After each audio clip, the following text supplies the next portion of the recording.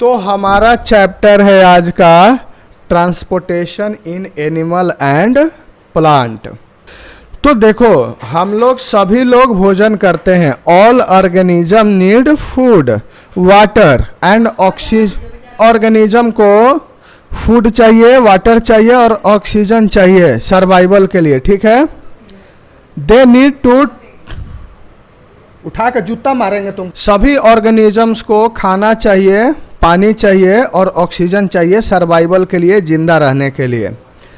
तो they need to transport all these to various parts of our body.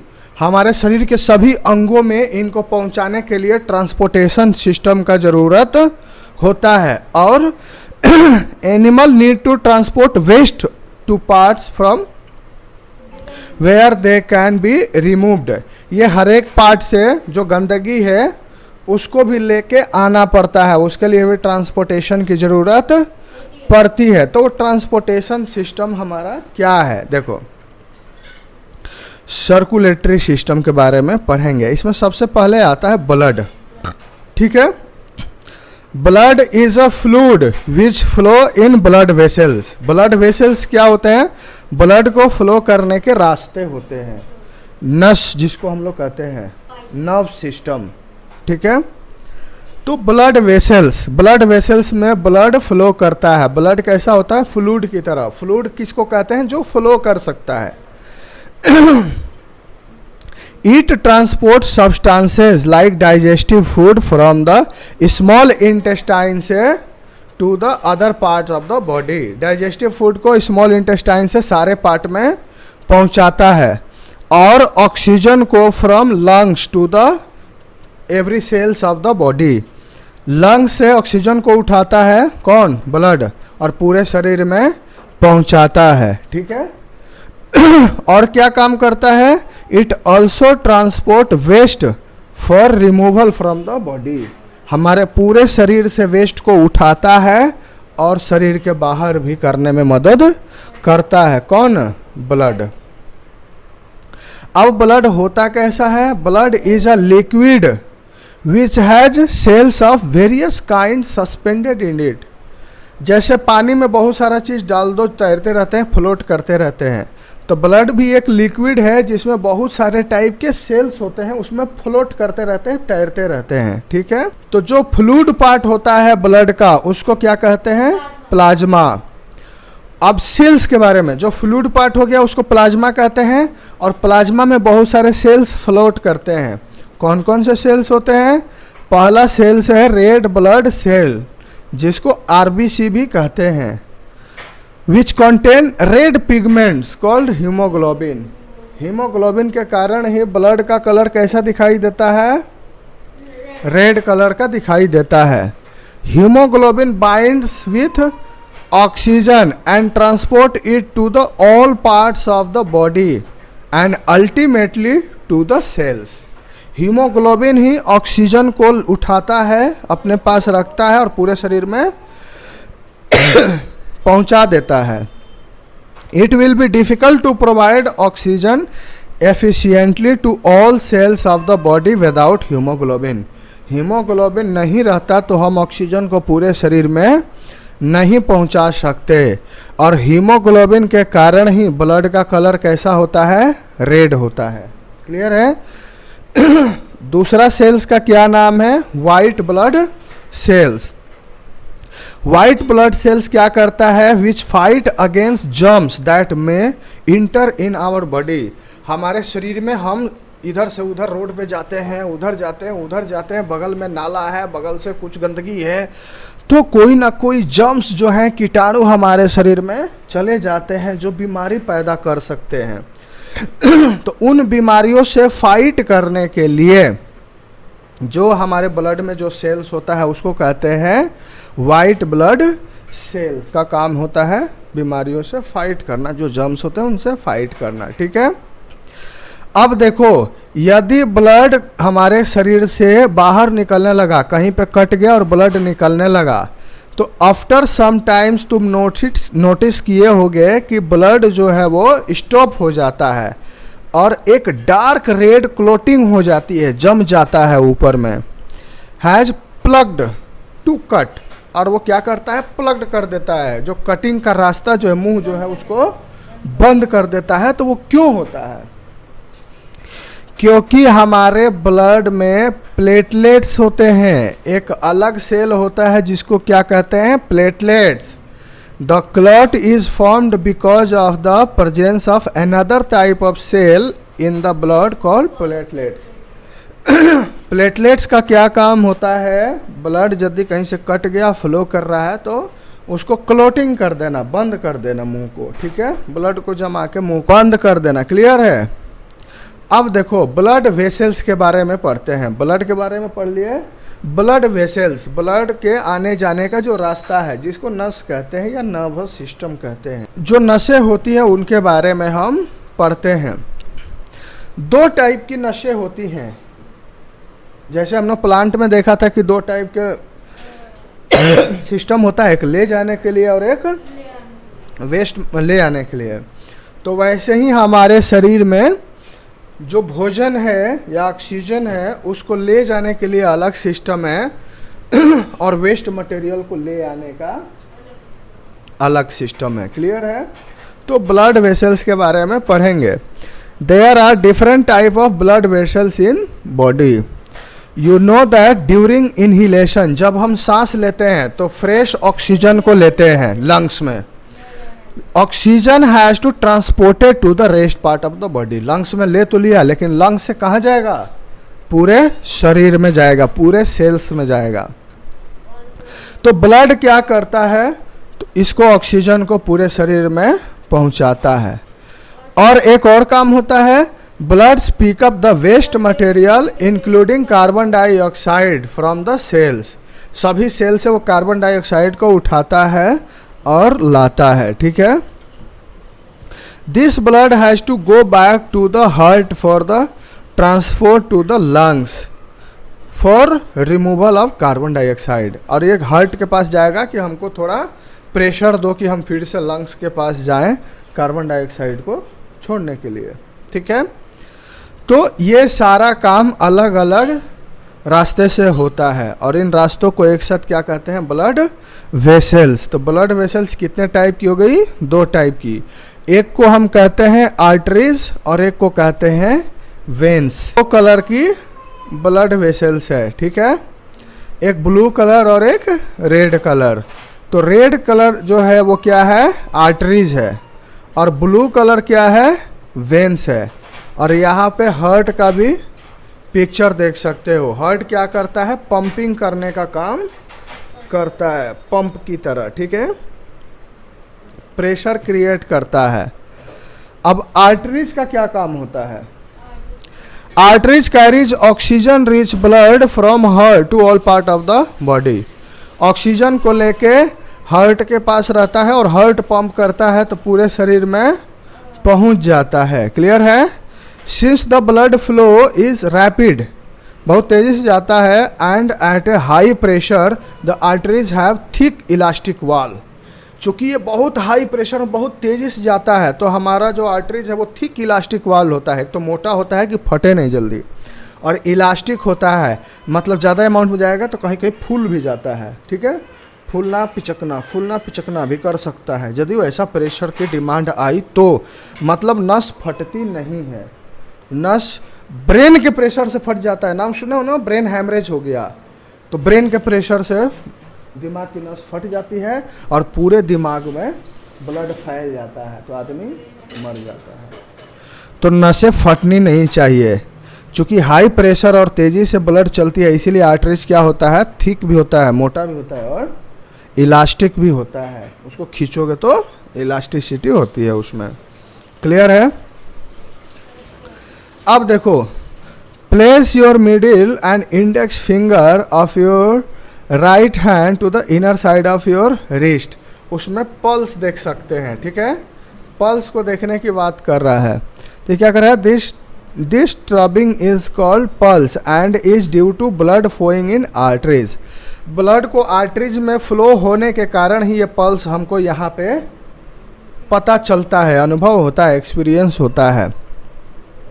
Pulse rate क्या होता है? याद रखना, the number of beats per minute, एक मिनट में जितनी नंबर ऑफ बीट्स होगी उसको क्या कहते हैं? पल्स रेट कहते हैं। ठीक है, तो अरेस्टिंग पर्सन, कोई हेल्दिंग पर्सन का पल्स रेट जो होता है 72 से 80 beats per minute. Pulse rate समझ में आ गया? आर्टरी समझ में आया? जो ऑक्सीजन रिच ब्लड को ले जाएगा। अब वेन्स का क्या काम है? Veins are the vessels which carried carbon dioxide rich blood, जो वेस्ट मटेरियल है उसको वापस लाती है from all parts of the body back to the heart. ये फिर से हार्ट में लाती है। और the veins have thick walls, इसका भी वॉल्स थिक होता है। There are walls present in veins which allow blood to flow only towards the heart।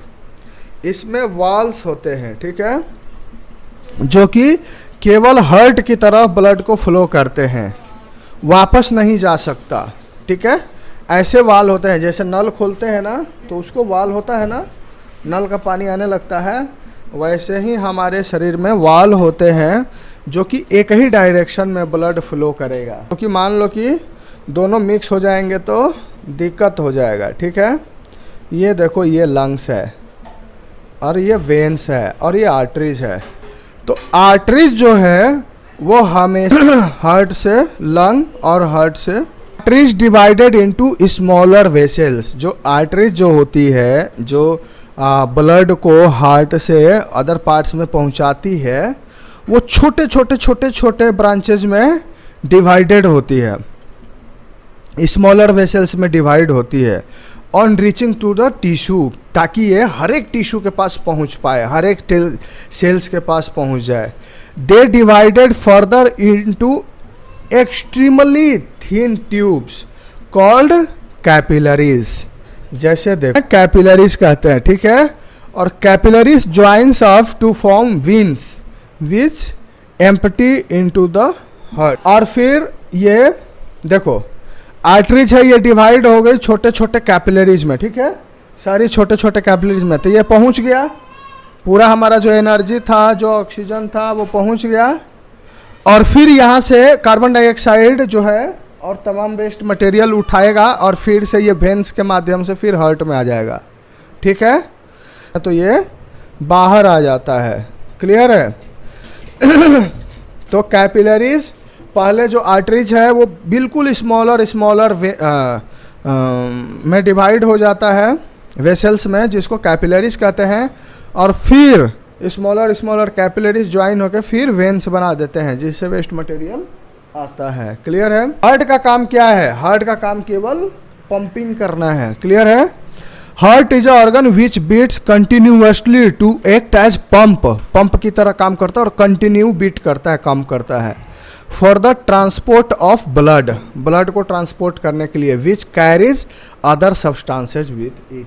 जिस ब्लड के साथ अदर सब्सटेंसेज होते हैं उनको पंप करके अलग अलग जगहों में भेजता है। ठीक है, अब our heart work like a pump, non stop pump की तरह ये काम करता है। क्लियर है? ये नहीं कि थोड़ा आराम करता है, ऐसा कुछ नहीं है। हाँ, ठीक है, हार्ट बंद हो जाएगा तो मर जाएगा। The heart is located in the chest cavity. Chest के अंदर जो कैविटी होती है ना, जो खाली जगह होता है, इसी में हार्ट होता है, with lower tip slightly tilted towards the left, थोड़ा सा लेफ्ट के साइड में होता है। ठीक है, इज रफली the size of your fist. जो हम लोग मुट्ठी बांधते हैं ना, जितनी साइज होती है वो हमारे हार्ट की साइज होती है। अब देखो, what happens if the blood reach oxygen and blood reach in carbon dioxide mix हो जाए तो क्या होगा?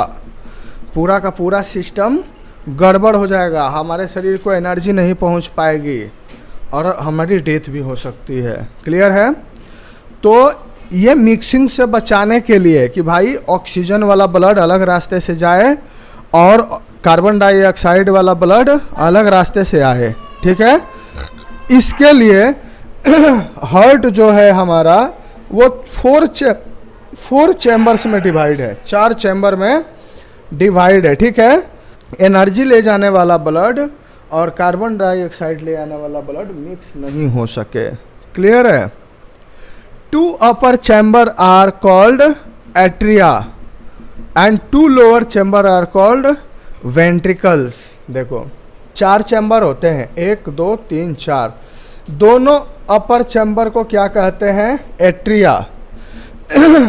एट्रियम का फुल प्लूरल नंबर है। और दोनों लोअर चैम्बर को क्या कहते हैं? वेंट्रिकल्स, ठीक है। तो रेड और ब्लू ये आर्टरीज के लिए है, ये वेन्स के लिए है, समझ में आया। लेकिन 4 चैम्बर में होते हैं कि ये दोनों मिक्स नहीं हो पाए, ठीक है। तो दोनों अपर चैम्बर का नाम क्या है? एट्रियम। ये लेफ्ट एट्रियम है, ये राइट एट्रियम है। और लोअर चैम्बर को वेंट्रिकल्स, ये लेफ्ट वेंट्रिकल्स है, ये राइट वेंट्रिकल्स है, ठीक है। अब देखो, the partition between the chambers helps to, इनके बीच में जो पार्टीशन होते हैं वो हेल्प करते हैं कि कभी भी मिक्सअप नहीं हो सके blood rich in oxygen with blood rich in carbon dioxide. Clear है। कभी भी इन दोनों ब्लड का मिक्सिंग नहीं हो सके, इसके लिए इनके बीच में चैम्बर्स के बीच में दीवार टाइप का एक बाउंड्री होती है। जो अलग चीज़ है वो नली की बात हम अलग करेंगे। अभी हम हार्ट की बात कर रहे हैं। तो अभी हम मिक्सिंग अप से बचाने के लिए कितने चैम्बर में डिवाइड है हार्ट? 4 चैम्बर में। ऊपर वाले 2 चैम्बर को एट्रियम, नीचे वाले 2 चैम्बर को वेंट्रिकल्स कहते हैं। इनके बीच में थिक वॉल होती है। हार्ट बीट के बारे में पढ़ते हैं हम लोग कि हार्ट बीट क्या होता है। Muscles of the chamber of the heart are made up of muscles. जो वॉल्स होते हैं हार्ट के, these muscles contract and relax rhythmically. मतलब म्यूजिक की तरह एक नियम से वो क्या करते हैं? कॉन्ट्रैक्ट होते हैं, रिलैक्स होते हैं, कॉन्ट्रैक्ट होते हैं, रिलैक्स होते हैं। क्लियर है। This rhythmic contraction followed by relaxation continues a heart beat. एक बार कॉन्ट्रैक्ट हुआ और एक बार रिलैक्स हुआ तो इसको हम कहते हैं कि एक हार्ट बीट हो गया, ठीक है। एक हार्ट बीट में क्या होता है? किसी भी आदमी का जो हार्ट होता है एक बार कॉन्ट्रैक्ट होगा और एक बार रिलैक्स होगा, तो उसको एक हार्ट बीट कहते हैं। Doctor feels your heart beat with the help of an instrument called stethoscope. Doctor किस मशीन से चेक करते हैं हार्ट बीट? स्टेथोस्कोप से चेक करते हैं, ठीक है। स्टेथोस्कोप क्यों यूज करते हैं? A doctor uses the stethoscope as a device to amplify the sound of the heart. जो हार्ट का साउंड है जो थोड़ा थोड़ा निकल रहा है उसको ज़्यादा एम्पलीफाई करके आवाज़ बढ़ा के डॉक्टर की कानों में वो आता है। लिए थे। ये क्या करता है स्टेथोस्कोप? जो हार्ट का साउंड है वो, जो हार्ट का साउंड होता है उसको क्या करते हैं स्टेथोस्कोप? एम्पलीफाई। एम्पलीफायर होता है ना जो हलो हलो करते हैं, ज़्यादा तेज़ आवाज़ देता है, तो एम्पलीफाई कर देता है। इसीलिए each heart beat generates 1 pulse in arteries. एक हार्ट बीट एक पल्स को जनरेट करता है। यहाँ पे हार्ट बीट जनरेट हुआ, ये क्या करेगा? पूरे शरीर में पल्स जनरेट किया। तो हम यहाँ पे मेजर कर रहे हैं तो ये पल्स जनरेट हुआ। तो ये पल्स किस लिए आया? क्योंकि यहाँ पे हार्ट बीट जनरेट हुआ।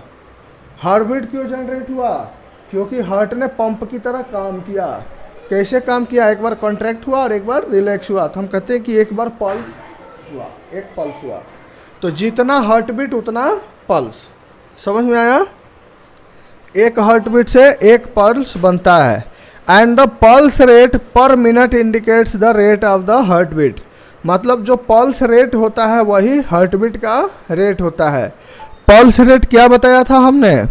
1 मिनट में जितनी बार पल्स जनरेट होगा, तो 1 मिनट में जितनी बार हार्ट बीट जनरेट होगा उसी को हार्ट बीट का रेट कहेंगे या उसको पल्स रेट कहेंगे, दोनों बराबर हो। Rhythmic beating of various chamber of the heart maintain circulation of blood and transport of substance to the यही कॉन्ट्रैक्शन और रिलैक्सेशन के कारण जो प्रेशर जनरेट होता है ब्लड में, और उसी से हमारे पूरे शरीर में ब्लड का सर्कुलेशन होता है, पूरे शरीर में ब्लड पहुंचती है और वहाँ से फिर से अनडिजायर्ड मटेरियल जो वेस्ट मटेरियल है उसको लेके भी आती है। तो किस कारण होता है? हार्ट के कारण होता है। तो हमारे शरीर में खाना पहुंचाना हो या ऑक्सीजन पहुंचाना हो तो किस मीडियम से काम करते हैं? ब्लड के माध्यम से। लेकिन कई एनिमल या कई प्लांट ऐसे होते हैं जिनमें ब्लड नहीं होता है, अनदर तरीके से सर्कुलेशन करते हैं। जैसे एनिमल सच एज स्पॉन्गस या hydra do not possess any circulatory system, इसमें सर्कुलेटरी सिस्टम नहीं होता हाइड्रा वगैरह में। The water in which they live, जिस वाटर में ये रहते हैं, bring food and oxygen as it enters their body, वही फूड और ऑक्सीजन पानी ही लेके आते हैं और इनके शरीर में प्रवेश कर जाते हैं। इनमें कोई ब्लड टाइप की चीज़ नहीं होती। The water carries away waste material, और वाटर ही वेस्ट मटेरियल को निकालता भी है, waste material and carbon dioxide as it moves out. Hydra वगैरह में पानी ही भोजन भी लाता है और पानी ही वेस्ट मटेरियल को बाहर करता है, उसमें ब्लड नाम की कोई चीज़ नहीं होती है। Thus these animal do not need a circulatory fluid like the blood, इसमें ब्लड टाइप के किसी भी सर्कुलेटरी फ्लूइड की ज़रूरत नहीं पड़ती है। अब देखो एक्सक्रेशन इन एनिमल, जो आदमी भोजन करता है वो एक्सक्रेशन भी करेगा, वॉशरूम भी करेगा, ठीक है।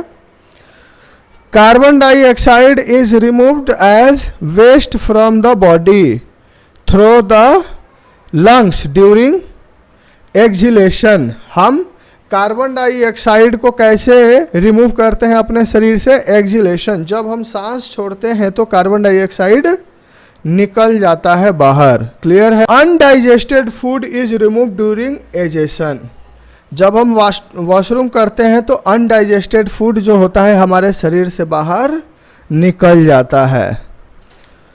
अब देखो, when our cells perform their function certain waste product are released, जब हमारा सेल काम करता है, भोजन करता है, तो कुछ वेस्ट प्रोडक्ट भी निकलता है, और दिस वेस्ट प्रोडक्ट जो होता है टॉक्सिक भी होता है, बहुत ज़्यादा जहरीला होता है, इसीलिए hence need to remove from the body, इसीलिए उसे बॉडी से निकालना बहुत ज़रूरी होता है।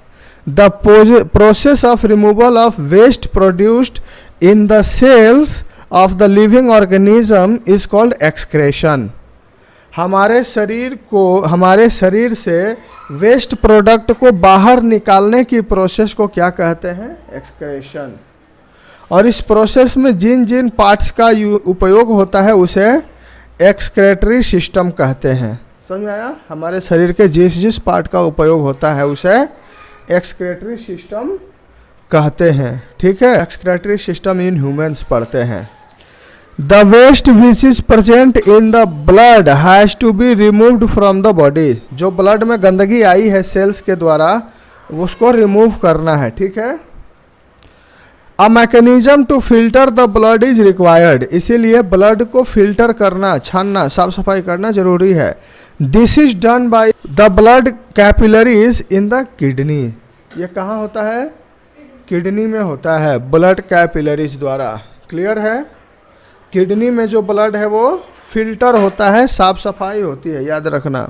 When the blood reaches the 2 kidneys, जब ब्लड 2 किडनीज में पहुंच जाता है, it contains both useful and harmful substances, इसमें कुछ अच्छी चीज़ भी होती है जो शरीर को चाहिए और कुछ गंदगी भी होती है। The useful substances are absorbed back into the blood, useful substances blood फिर से ले लेता है। द हार्मफुल वेस्ट जो होता है dissolve in water are removed as urine, urine के माध्यम से जो हार्मफुल प्रोडक्ट होता है वो वाटर में डिजॉल्व करके निकाल दिया जाता है, ठीक है। From the kidney the urine goes into urinary bladder like ureters. देखो ये किडनी है, ये यूरेटर्स है, पाइपलाइन, इसके द्वारा कहाँ चला गया, ये यूरिनेटरी ब्लैडर में जाके हमारा यूरिन इकट्ठा होता है, ठीक है। It is stored in the bladder and is passed out through the urinary opening at the end of the muscular tube called urethra. यह यूरेथ्रा के माध्यम से शरीर से बाहर निकल जाता है।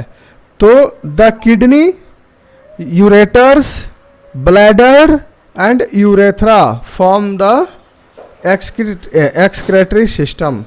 एक्सक्रेटरी सिस्टम में क्या क्या आ जाते हैं हमारे शरीर में, किडनी आ गया, ये भी साफ सफाई काम करता है, यूरेटर्स आ गए, ब्लैडर आ गया और यूरेथ्रा आ गया। क्लियर। कोई भी एडल्ट आदमी होता है, स्वस्थ आदमी और बड़ा आदमी होता है, वो 1.8 लीटर यूरिन 24 घंटे में रिलीज करता है, जिसमें 95% वाटर होता है, 2.5% यूरिया होती है और 2.5% अदर वेस्ट प्रोडक्ट होता है। और भी गंदगी कैसे निकलती है, स्वेट के माध्यम से। पसीना आता है ना, खेलोगे कूदोगे तो पसीना आएगा, तो पसीना में क्या होता है, वाटर एंड सॉल्ट होते हैं। क्लियर है। तो वो भी शरीर के बाहर निकलता है। पॉट, मटका इज कूलर। मटके में वाटर को रखते हैं तो वो ठंडा हो जाता है। क्यों? मटके में पानी ठंडा होता है ना। This is because the water evaporates from the pores of the pot which caused cooling. पानी रखा हुआ है तो मटके में छोटे छोटे छेद होते हैं इधर इसकी बाउंड्री पे, तो ये थोड़ा थोड़ा पानी बाहर निकलता है, हल्का हल्का, बिल्कुल हल्का हल्का। देखिए वो थोड़ा भीगा रहता है। तो जब इस पे लाइट का हीट आता है या इन्वायरमेंट का हीट आता है तो वो पानी पे, वो बाहर वाले पानी पे पड़ता है, बाहर वाले पानी पे पड़ता है तो वो पानी क्या हो जाता है, इवेपोरेट हो जाता है। इवेपोरेट मतलब वाटर वेपर बन के उड़ जाता है। तो वाटर वेपर बन के उड़ जाएगा तो अपने साथ हीट भी ले जाएगा, गर्मी भी ले जाएगा। तो जब वो पानी का, घड़े का गर्मी ले गया तो घड़े का पानी क्या हो जाएगा, और यही कारण है कि जब हमारे शरीर में पसीना आता है तो हमारा शरीर भी ठंडा महसूस करता है। क्यों? गर्मी के दिनों में कॉटन का कपड़ा पहनते हैं, पता है ना, वो क्या करता है, पसीना सोख लेता है। तो पसीने में क्या होती है, पूरे बॉडी की गर्मी होती है, और जब वो पसीना शरीर में ही रहेगा तो शरीर गर्म रहेगा, लेकिन पसीना को जैसे ही कपड़ा सोख लेगा, कॉटन का कपड़ा, तो हमारे शरीर की गर्मी तो निकल गई, तो हमारा शरीर को क्या लगेगा, ठंड लगेगा, कूलिंग महसूस करेंगे। क्लियर है। Transport of substance in plant. पेड़ पौधों में सब्सटेंस का ट्रांसपोर्टेशन कैसे होता है? पेड़ पौधों में सब्सटेंस का ट्रांसपोर्टेशन कैसे होता है? Take water and minerals, nutrients from soil through the roots. Root के माध्यम से वो नीचे से क्या लिए, वाटर एंड मिनरल न्यूट्रिएंट्स, ठीक है, and transport it to the leaves, पत्ते तक पहुंचाते हैं, पानी को भी और मिनरल्स को भी। Prepare food for the plants using water and carbon dioxide during photosynthesis. और पत्ते क्या करते हैं, फोटोसिंथेसिस के माध्यम से उसका भोजन बनाते हैं, ठीक है। और food is a source of energy and every cells of organism get energy by breakdown of glucose. Food क्या होता है, सोर्स ऑफ एनर्जी होता है, ये ग्लूकोज के फॉर्म में स्टोर हो जाता है। और पूरे प्लांट को या हमारा पूरा शरीर है, इसको पूरे एनर्जी चाहिए, पूरे शरीर को, ठीक उसी प्रकार से पूरे प्लांट को भी एनर्जी चाहिए। तो प्लांट में रूट्स है, उसको भी एनर्जी चाहिए, स्टेम है, उसको भी एनर्जी चाहिए, पत्ते हैं, उनको भी एनर्जी चाहिए, ब्रांचेज है, उनको भी एनर्जी चाहिए। तो भोजन बनने के बाद वो भोजन पूरे प्लांट में पहुंचाना भी होता है, ठीक है। तो इसके लिए food must be made available to every cells of the organism. सब सेल्स तक पहुंचाना है, प्लांट के हर एक पार्ट तक पहुंचाना है। ठीक, ऐसे पहुंचता है, आओ देखते हैं। Plant observe water and minerals by roots, root के माध्यम से वाटर एंड मिनरल को खींच लेता है plant.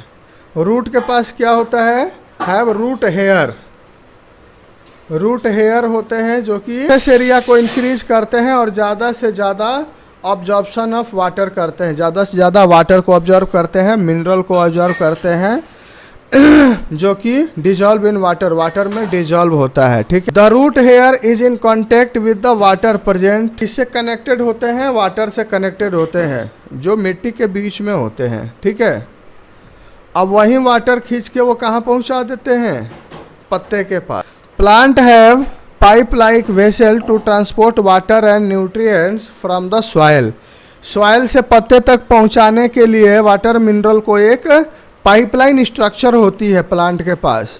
The vessels are made up of special cell, ये वेसल्स जो हैं स्पेशल सेल से बने होते हैं। द वास्कुलर टिश्यू, इन्हें वास्कुलर टिश्यू भी कहते हैं। अब टिश्यू क्या होता है, अ टिश्यू, टिश्यू क्या होता है ये पढ़ना है। A tissue is a group of cells that perform specialised function. Tissue क्या होता है, एक ग्रुप ऑफ सेल होता है जो स्पेशल फंक्शन को करता है हमारे शरीर में, जैसे ब्लड एक टिश्यू है, समझ में आया। The vascular tissue transport of water and nutrition in the plant is called xylem. जो टिश्यू रूट से प्लांट और न्यूट्रिशन को पत्ते तक पहुंचाने का काम करते हैं उसे जाइलम कहते हैं। जैसे देखो प्लांट के अंदर ये अपवर्ड डायरेक्शन में जो ट्रांसपोर्टेशन हो रहा है, तो इस पाइपलाइन स्ट्रक्चर को क्या कहते हैं, जाइलम कहते हैं। क्लियर है, ऊपर ले। Xylem form a continuous network of channel that to the leaves through the stem and branches and thus transport water to the entire plant. Xylem सबसे कनेक्टेड होता है, ये रूट से भी कनेक्टेड होता है और स्टेम से भी कनेक्टेड होता है, लीफ से भी कनेक्टेड होता है, सबसे कनेक्टेड होता है। तो देखो, you know that leaf synthesised food, जो पत्ते होते हैं ये फूड बनाते हैं। The food has to be transported all parts of plant, जब फूड होते हैं प्लांट के सारे पार्ट में पहुंचाने होते हैं। ठीक है, this is done by the vascular tissue called, पहुंचाता है उसे क्या कहते हैं, फ्लेम कहते हैं। ठीक है, तो ये जाइलम और फ्लेम मिलके पूरा ट्रांसपोर्टेशन का काम देखते हैं प्लांट। अब देखो एक बहुत इंपॉर्टेंट डेफिनेशन आता है, ट्रांसपीरेशन। ट्रांसपीरेशन क्या होता है, देखो प्लांट ऑब्जॉर्व, तो जो भी प्लांट वाटर को ऑब्जॉर्व किया खाना बनाने के लिए, तो सारा वाटर वो यूज नहीं कर पाता है, सारा वाटर वो प्लांट यूज नहीं कर पाता है। देखो, not all water absorbed is utilized by the plant. The water evaporates through the stomata present on the surface of leaf. तो पत्ते के ऊपर स्टोमेटा होते हैं, देखो ये जैसे पत्ते के ऊपर छोटे छोटे छेद होते हैं, होल होता है, इसे स्टोमेटा कहते हैं। क्या कहते हैं, और यही स्टोमेटा क्या करता है, यहीं से पानी इवेपोरेट होके बाहर निकल जाता है। कौन सा पानी, जो प्लांट द्वारा यूज नहीं किया गया, जो फोटोसिंथेसिस में यूज नहीं किया गया। ठीक है, वो पानी उड़ जाता है हवा में, उसी को ट्रांसपीरेशन कहते हैं और इसी प्रोसेस को हम ट्रांसपीरेशन कहते हैं। फिर से सुनो, the evaporation of water forms the leaf generate suction pull and suck water through the straw and can pull the great heights of the tall tree. Transpiration also cools the plant. देखो जैसे हम juice पीते हैं तो straw से खींचते हैं ना पानी, वैसे ही प्लांट भी पानी को खींचता है। हाँ, ज़मीन से खींचता है, लेकिन सारा पानी यूज नहीं कर पाता, तो ट्रांसपीरेशन के माध्यम से वो कुछ छोड़ भी देता है हवा में। ठीक है, और ट्रांसपीरेशन से जब प्लांट भी ठंडा हो जाता है। इवेपोरेशन कहीं भी होता है, हमारे स्वेट का इवेपोरेशन हुआ, हमारा शरीर ठंडा हो गया, रखा हुआ है मटके में, वो इवेपोरेट हुआ तो मटका ठंडा हो गया। और प्लांट में ट्रांसपिरेशन होगा, पानी इवेपोरेट होकर उड़ेगा तो प्लांट भी ठंडा हो जाएगा। क्लियर है?